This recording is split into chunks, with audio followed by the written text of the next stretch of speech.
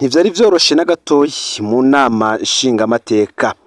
Vyari akamaramaza mu ngoro yayo mu gihe bari bakoraniye mu Kigobe, aho abashingamateka bamwe batswe ijambo mu gihe bariko barabaza ibibazo. Ibi vyose intandaro vyose n'ikibazo babajije kucerekeranye n'amafaranga akoreshwa n'umuryango w'umukuru w'igihugu Evariste Ndayishimiye. Ibi tukaza kubigaruka ko mu buryo burambuye, ndetse tukaza no kubageza ko ivyo abashingamateka batswe ijambo. Ni mu gihe kandi ivya Bunyoni igitoro Gervase Ndirakobuca umukuru w'igihugu ishiramwe Prestige vyo bavuga ko ryegukira umukuru umutambukanyi w'umukuru w'igihugu vyo vyifashe gute niteka n'umunezero ntangere vyo gusubira kubana namwe banywanyi bacu mubana natwe makuru n'ibiganiro vya misi yose tubandanya gushikiriza kuri nombonesha kure yacu rino yanyu Muhuza TV. Uyu numwe tugiye kubageza ko amakuru ibiriko biravugwa bigezwe ko muri kano kanya nga mu gihugu c'u Burundi, akaba ari amakuru tuzagaruka ni kuyavugwa mu gisata ca politike cyane tukaza kugaruka ku vyabereye mu nama nshingamateka y'u Burundi, mbere kandi tukaza no kugaruka ku biriko biravugwa hagati y'umushikiranganje wa mbere Gervase Ndirakobuca. Ivyo yemeje ko ikiringo ca gatatu c'umwisi Petero Nkurunziza cakwegeye abarundi amabi menshi cyane, nayo umukuru n'ubundi tukaza no kugaruka ku ruhande rw'umukuru w'igihugu Evariste Ndayishimiye ndetse n'uwahoze ari umushikiranganje wa mbere Alain Guillaume Bunyoni, ndetse n'isano aba bose bafitaniye n'ishiramwe ry'umutambukanyi w'umukuru w'igihugu Prestige, bamwe bavuga ko ari ryahawe isoko ryo kuzana igitoro ngaha mu gihugu c'u Burundi. Nandi menshi tuza kubageza ko ufyonde subscribe canke sabone ni butero wafyenda ko kugira ngo toja gucikanwa nayo. Reka tuyatangurire ku kamaramaza kabaye mu ngoro y'inama nshingamateka ubwo bari bakoraniye mu Kigobe. Bamwe bati nakamaramaza mu nama nshingamateka y'u Burundi. Abashingamateka basigaye bakwijambo mu gihe baba bariko barabaza ibibazo nkoramutima bihanze igihugu. Ibi nivyo vyashikiye abashingamateka benshi harimwo Gikeke Pascal yatswe ijambo n'uwarayoboye ibikorwa vy'inama nshingamateka Sabine Ntakarutimana. Intandaro ya vyose abashingamateka bashatse kumenya igituma amafaranga aragenewe umukuru w'igihugu Evariste Ndayishimiye muri 2022 umwaka wa 2022 gushika umwaka wa 2023, no kuvuga amafaranga umuryango w'umukuru w'igihugu ukoresha ku mwaka iwe muhira yari imiliyoni 300,400 bagasanga ayakoze arenga imiriyaridi imwe irenga. Udase Niyonzima ajejwe ikigega ca leta mu nyishu yahaye abashingamateka yagize ati ivyatumwe nuko umukuru w'igihugu yakira abashitsi benshi hamwe n'ingendo nyinshi yakoze, rero ntitwari kureka kubakira. Abashingamateka bo bakaba batanyuzwe n'iyo nyishu. Aha rero niho havuye ko Sabine Ntakarutimana yarahagarariye ibikorwa uyu munsi yagize ati abashingamateka mwese mufise ikibazo kimwe na Gikeke Pascal ntihagire usubira kubaza ico kibazo. Umushikiranganje ivyo yavuze biratahuritse, urugo rwiza ni urugendwa.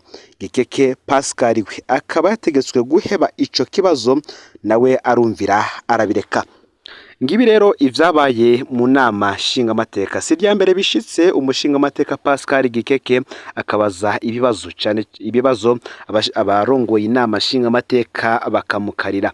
Mbere no mwaka uheze mu mpera z'umwaka uheze w'2023 vyarabaye ubwo ico gihe ikiganiro c'inama nshingamateka cari kirongowe n'urongoye urwo rwego hariwe nyeniteka Daniel Gerase Ndabirabe. N'ubundi naho hakaba harabaye ukumvikana guke ku bibazo Pascal Gikeke ariko arabaza, bamwe bavuga ko vyari vy'inkoramutima n'ubundi ku buzima bw'abanyagihugu ngaha mu gihugu c'u Burundi.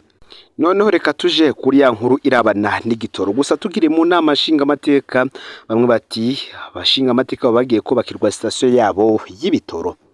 naho umushikiranganji wa mbere Gervais Ndirakobuca yabuze inyishu atanga ku kibazo c'ibitoro abashinga amateka ngo barashima kubona uwo mutegetsi ahambaye mu gihugu yavuye mu gacerere yahoramwe kuko yaramaze iminsi myinshi atavuga, ariko abashinga amateka bagomanye inyota yo kumubaza kuko ico kibazo gihambaye ngo ubona ko nabo nyene basigaye bagenda n'amaguru kubera ikena ry'ibitoro, basaba ko yoza aragaruka kenshi bagira bati tugumana akanyota n'ubu naho agiye inyota ntiheze. Kuri ico kibazo c'ibitoro nyene umukuru w'inama nshinga amateka yaciye aremesha abashinga amateka ko bagiye kubakirwa station yabo y'ibitoro. Geras Ndabirabe yagize ati tugiye kubashiraho station aho imbere, sinzi ko muzogira umutima uwo mugenda n'amaguru kandi ari station hafi yanyu. Akabazo benshi baciye bibajije bati mbega ko abashinga amateka bagiye kubakirwa iyo station ese bazosubira kwibuka kuvugira abanyagihugu nyarucari kuri ico kibazo kitariko gitorerwa umuti vuba ngaha mu gihugu c'u Burundi. Nubundi none vy'ukuri ninde yatumye igitoro kibura mu Burundi? Muri Nyakanga umwaka w'ibihumbi 2022 Perezida Varisito Ndayishimiye yaremeje ko akarwi kakorana n'uwahoze ari umushikiranganji wa mbere General Yarengiyome Bunyoni ariko katembagaje igihugu mu kunyegeza amafaranga y'amarundi be n'amafaranga mvamakungu. Ico gihe Perezida Ndayishimiye yemeje kandi ko amashiramwe akorana na Bunyoni ariyo yatumye igitoro kibura mu Burundi. Ico gihe Ndayishimiye yavuze ko yifatiye mu ntoki igitoro kandi ko kitazosubira kubura. Perezida Ndayishimiye yashinze ishirahamwe Regideso kurangura ibitoro. Regideso ikaba ikorana n'ishirahamwe Prestige rivugwa ko rigiye gukirangira Ndayishimiye. Prestige yasigaye iyora amafaranga mvamakungu muri PRB uko yishakiye, none ibi naho gutora umuti vyarunyutse. Kwigenekerezo ya 2024 ndamukiza uyu mwaka w'ibihumbi 2024 Gervais Ndirakobuca umushikiranganji wa mbere wa leta y'u Burundi we ikibazo yagishize kuri Petero Nkurunziza. Gervais Ndirakobuca yemeza ko ibura ry'amafaranga mvamakungu ari ingaruka mbi z'ibihano Burundi bwafatiwe mu mwaka w'ibihumbi 2015. Ivyo bihano vyafashwe kubera mabi ubutegetsi bwa Nkurunziza bwakoreye abiyamirije ikiringo ca gatatu c'uyo muhisi Petero Nkurunziza. Iyi nyishu ya Ndirakobuca iri no mu nyishu kandi zaraye zitangaje abantu benshi. Hageze gutanga inyishu z'abategetsi zica ziyobera abarundi.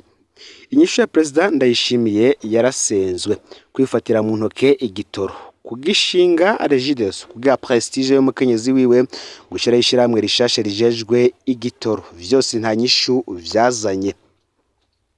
Umunyamabanga mukuru w'umugambwe CNDD-FDD Reveriyano Ndikuriyo we abona ko umuti ngo mu matoni y'amavoka azoshorwa hanze mu myaka 5 iri imbere. Gervais Ndirakobuca we yari yaje aziko ikibazo cy'igitora azoca acitwararika kigatora umuti, niko gutangara asanze ijambo riri kwa General Ndayishimiye. Ndirakobuca acaranuma ubu naho avuga ko inyishu izoca mu gusubira gutera ikawa hanyuma igashorwa hanze, aho hoba ari ryari rero. Gervais Ndirakobuca yaravuze ukuri gukomeye ko ingorane zose zavuye mu kiringo ca gatatu ca Petero Nkurunziza cakweze ibihano ku Burundi, aho bigorera Ndirakobuca nuko atavuga ko n'umuti uzoca ubwa mbere mu guheza indyane zose zatewe n'ikiringo ca gatatu maze ibihano bigahera neza. Kwicarana n'abarundi bahunze, gutunganya ikiganiro c'ukuri hagati y'abashamiranye kuva mu mwaka w'ibihumbi 2015, guhagarika kwica, kunyuruza, gupfunga abiyamirije ikiringo ca gatatu, gusubizaho societe civile yigenga n'ubwigenge bw'abamenyesha makuru, gutahukana impunzi, gutunganya amatora meza biri mu bintu vyohindura ibintu vyinshi mu Burundi. Bamwe bati inyishu za Ndirakobuca na Ndikuriyo zimeze nk'umuntu yobona umugwayi wa malaria atangwe kuvuga ibitaroranye bakaca bihutira kurondera umuganga w'indwara zo mu mutwe aho kuja kuzana umuti wa malaria. Icateye ibihano kirazwi ngo ni harondegwa umuti wa politiki ujanye n'indyane za politiki ziriko zirahamba Burundi mu bisata vyose, cyane ariko mu gisata c'ubutunzi abariho n'ubundi barabira cyane. Ni mugihe kandi muri aya makuru tugiye kugaruka ku biriko biratangazwa kuri wa mumenyesha makuru yafashwe agapfungwa. Uyu akaba ari Sandra Murantungi, uyu akaba ari umumenyesha makuru Sandra Muhoza. Ishirahamwe ry'abamenyeshamakuru risaba irekurwa ryihuta ry'umumenyeshamakuru Sandra Muhoza ni mu gihe ribicishije mu itangazo RSF ishirahamwe ry'abamenyeshamakuru batagira imbibe ryategetse irekurwa ryihuta ry'umumenyeshamakuru Sandra Muhoza. Ishirahamwe rikavuga ko hari ibintu bibabaje. Uru rwandiko rw'ishirahamwe riharanira agateka k'abamenyeshamakuru rifise icicaro i Paris mu gihugu c'Ubufaransa rwasohotse kuwa kane w'indwi iheze rwiyamiriza ifungwa ridaciye mu mategeko ry'umukenyezi Sandra Muhoza rigategeka indongozi z'u Burundi kumurekura vyihuta. Uti twebwe muri RSF ishirahamwe ry'abamenyeshamakuru batagira imbibe twagomba twiyamirize twivuye inyuma ifungwa tubona ko ari ry'akarengane ry'umumenyeshamakuru w'umurundi kazi Sandra Muhoza kuko kubwacu uko vyifashe buteye ubwoba kandi bitumvikana. Abategetsi ngo bategerezwa guheba ivyaha bamwagiriza bakamurekura vyihuta, niko Sadibou Malongo umuyobozi w'ibiro vya RSF muri Afrika yo munsi ya Sahara avuga. RSF ikabivuga ko yamenye ivyaha vyagirizwa Sandra Muhoza karuguhungabanya umutekano w'igihugu no kubiba urwanko rw'amacakubiri. Burundi akaba arico gihugu rudende muri Afrika gipfungiwemwo umukenyezi w'umumenyeshamakuru. Sandra Muhoza akaba baye umukenyezi agira kabiri apfunzwe mu Burundi. Uyundi mukenyezi apfunzwe ni Florian Irangabiye ariko akora umunyororo w'imyaka 10 kuva muri Nzeri umwaka wa 2023. Abo bakorana amashirahamwe aranira agateka k'abamenyeshamakuru n'akamuntu muri rusange bemeza ko apfunzwe ku karenganye ntayengesha gusaba ko uwo mukenyezi nawo yorekurwa. Burundi bukaba buri mu kibanza c'ijana 14 ku bihugu 180 ku rutonde rw'ubwigenge bwo kumenyesha amakuru rwakozwe na RSF ishirahamwe riharanira agateka k'abamenyeshamakuru. Abamenyeshamakuru batagira imbibe urutonde rwakozwe mu mwaka w'2023. Ayo niyo makuru aragizwe ko muri kano kanya rero fyonde subscribe canke sabone ni utari wafyenda ko kugira ngo tuzikikarwa nayo dushikiriza usangiza kandi no makuru bagenza aho baherere hose kugira ngo nabo baje bashikirwa nabiriko biravugwa bigezwe ko ngaha mu gihugu c'u Burundi hanze imbezwe igihugu c'u Burundi ndetse no makungu yakure. No muza TV Imana iba hezagire mu bikorwa byanyu vya misose muri ko murakora.